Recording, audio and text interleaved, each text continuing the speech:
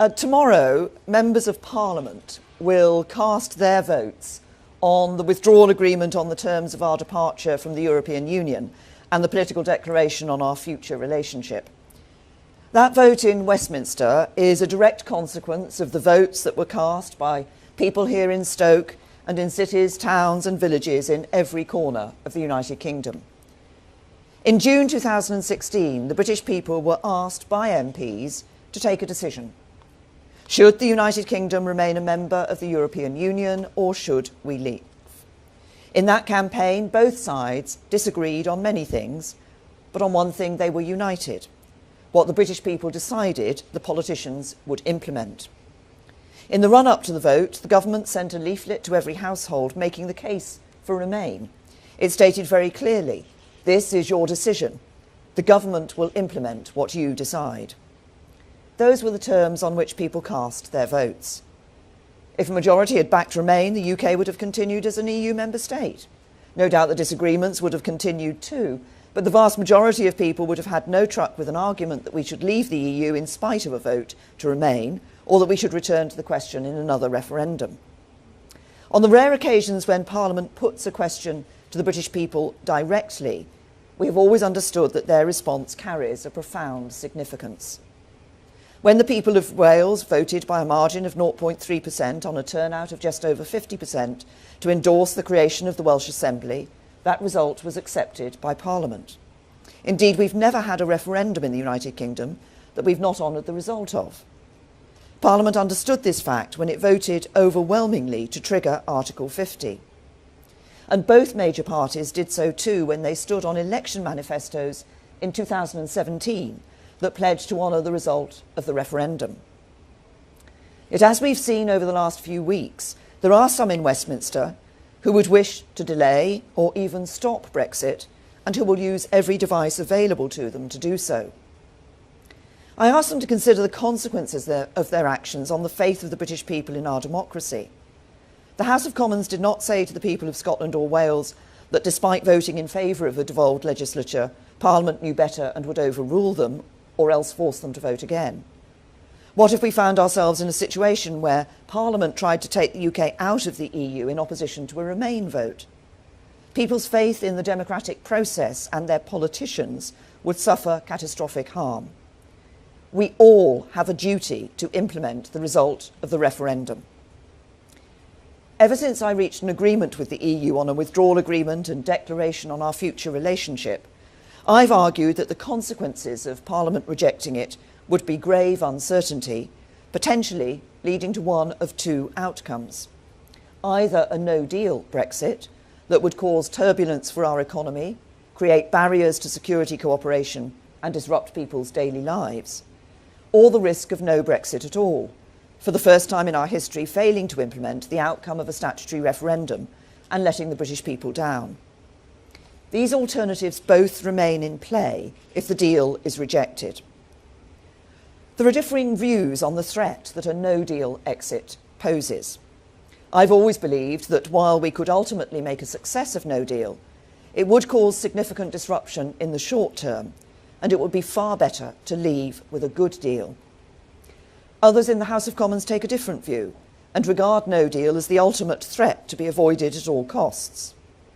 To those people I say this: the only ways to guarantee we do not leave without a deal are to abandon Brexit, betraying the vote of the British people, or to leave with a deal, and the only deal on the table is the one MPs will vote on tomorrow night.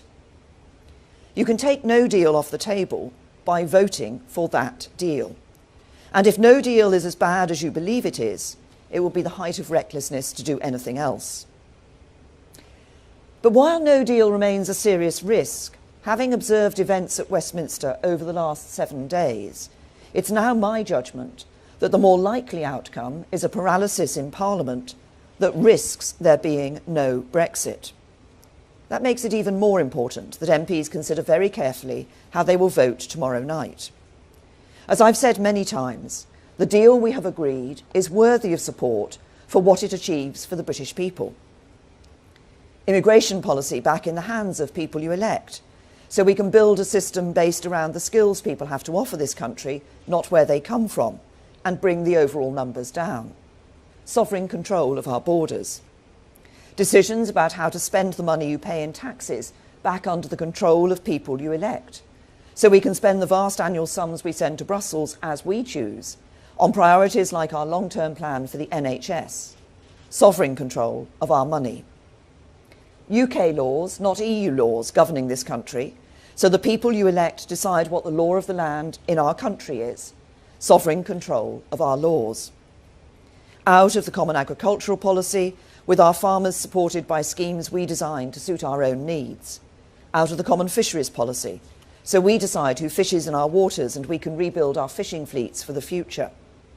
Retaking our seat at the World Trade Organization, so we can strike trade deals around the world that work for British businesses and consumers.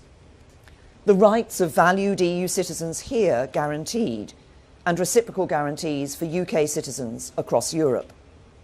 The partnerships between our police forces and security services that protect us every day from threats that know no borders, sustained. An implementation period that ensures our departure from the EU is smooth and orderly, protecting your jobs.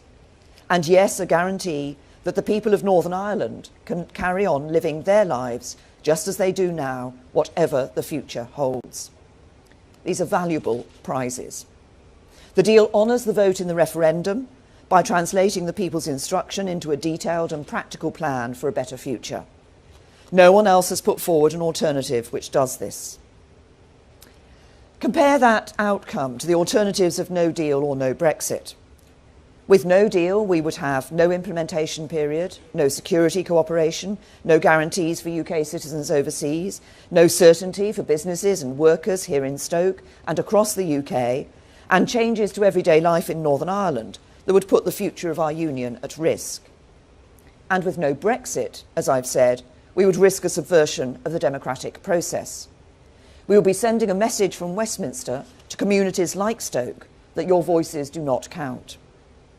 The way to close off both of these potential avenues of uncertainty is clear. It is for MPs to back the deal the government has negotiated and move our country forward into the bright future that awaits us. I've always believed that there is a majority in the House of Commons for a smooth and orderly exit delivered by means of withdrawal agreement. And that's why the government tabled the motion for the meaningful vote last month. But it became clear that MPs' concerns about one particular aspect of the deal, the backstop preventing a hard border between Northern Ireland and Ireland in the event that we cannot reach agreement on our new relationship before the end of the implementation period, meant that there was no prospect of winning the vote. So I suspended the debate to allow time for further discussions with the EU to address those concerns. Today, I've published the outcome of those discussions in the form of letters between the UK government and the presidents of the European Commission and European Council. I listened very carefully to the concerns that MPs from all sides expressed, particularly the concerns of my fellow unionists from Northern Ireland.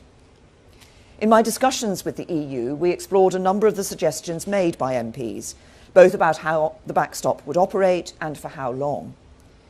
The EU have said throughout that they would not renegotiate the withdrawal agreement or reopen its text for alteration, and that remained the case throughout my discussions at the December European Council and since. I also pursued in these discussions a proposal for a fixed date with legal force, guaranteeing the point at which the future partnership would come into force, because that is the way to bring an end to the backstop, by agreeing our new relationship. The EU's position was that while they never want or expect the backstop to come into force, a legal time limit was not possible.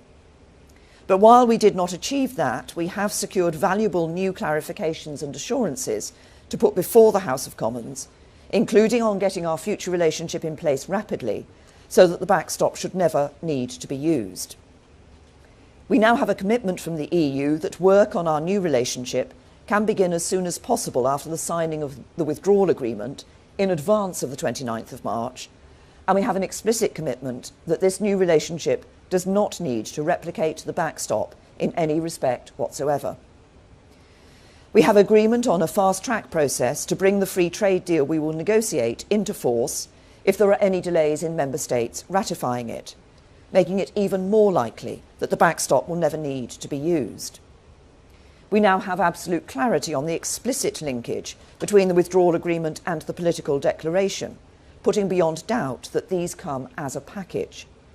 And finally, the EU have confirmed their acceptance that the UK can unilaterally deliver on all the commitments made in our Northern Ireland paper last week, including a Stormont lock on new EU laws being added to the backstop and a seat at the table for a restored Northern Ireland executive.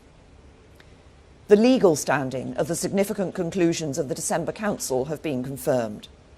If the backstop were ever triggered, it would only be temporary, and both sides would do all they could to bring it to an end as quickly as possible. The letters published today have legal force and must be used to interpret the meaning of the withdrawal agreement, including in any future arbitration. They make absolutely clear that the backstop is not a threat or a trap. Now, I fully understand that the new legal and political assurances, which are contained in the letters from Donald Tusk and Jean-Claude Juncker, do not go as far as some MPs would like. But I'm convinced that MPs now have the clearest assurances that this is the best deal possible and that it is worthy of their support.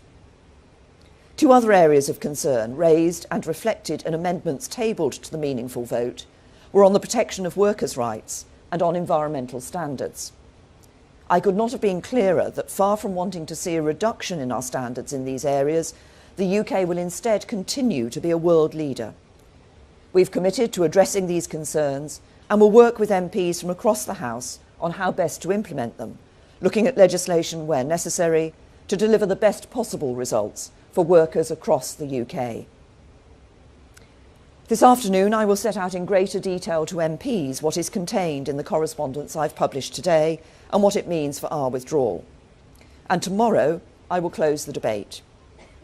But as we start this crucial week in our country's history, let's take a step back and remember both what is at stake and what we stand to gain by coming together behind this agreement. Settle the question of our withdrawal, and we can move on to forging our new relationship. Back the deal tomorrow, and that work can start on Wednesday. Fail, and we face the risk of leaving without a deal, or the even bigger risk of not leaving at all. I think the British people are ready for us to move on, to move beyond division and come together, to move beyond uncertainty into a brighter future. That is the chance that MPs of all parties will have tomorrow night, and for our country's sake, I urge them to take it. Thank you.